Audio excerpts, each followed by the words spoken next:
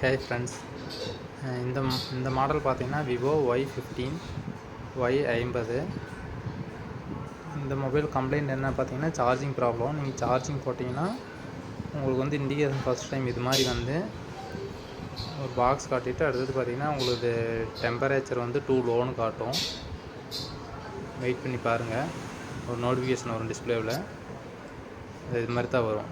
Phone temperature too low, charging ஸ்டாப்டுன்னு வரும். இது சிம்பிள் மெத்தேடு தான். இதுக்கு வந்து நீங்கள் எதுவும் ஸ்பேர் பார்ட்ஸ் எல்லாம் மாற்ற தேவையில்லை. பார்த்திங்கன்னா இதுதான் அந்த சார்ஜிங் ஸ்ட்ரிப்பு கனெக்டரு. மதர் போர்டுலேருந்து உங்களுக்கு கீழே சப்போர்டுக்கு வந்து ஒரு ஸ்ட்ரிப்பு வரும். அது வந்து உங்களுக்கு கீழே மொபைல் விழுந்து லூஸ் ஆகிருந்துச்சின்னா இந்த ஸ்ட்ரிப் ஆட்டோமேட்டிக்காக கழண்டுருக்கும். கழண்டுருந்துச்சுன்னா தான் உங்களுக்கு சார்ஜிங் போட்டிங்கன்னா அது மாதிரி வந்து phone temperature too low stopped சார்ஜிங்னு வரும். இது நீங்கள் ஒரு டைம் ரீஃபிக்ஸ் பண்ணிவிட்டு சார்ஜிங் போட்டு பாருங்கள், இது மாதிரி இண்டிகேஷன் வரும்.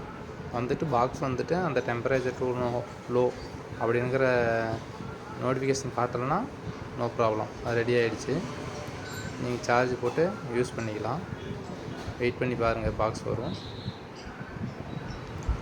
இமீடியட்லி செக் பண்ணிக்கலாம். பாருங்கள், சார்ஜ் ஏறிட்டு இருக்குது.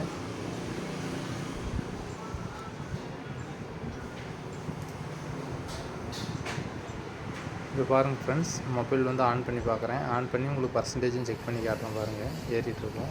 இப்போ பார்த்தீங்கன்னா இது மாதிரி தான் வரும். உங்களுக்கு மொபைல் ஆன் ஆகிடுச்சு.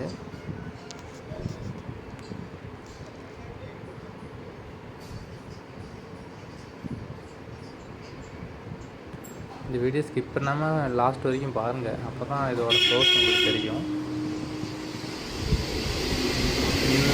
மொபைல் சர்வீஸ் பற்றி இந்த கிளாஸ் போகிறவங்க இது மாதிரி இருக்கிறவங்கள இந்த வீடியோ உங்களுக்கு யூஸ்ஃபுல்லாக இருக்கும்.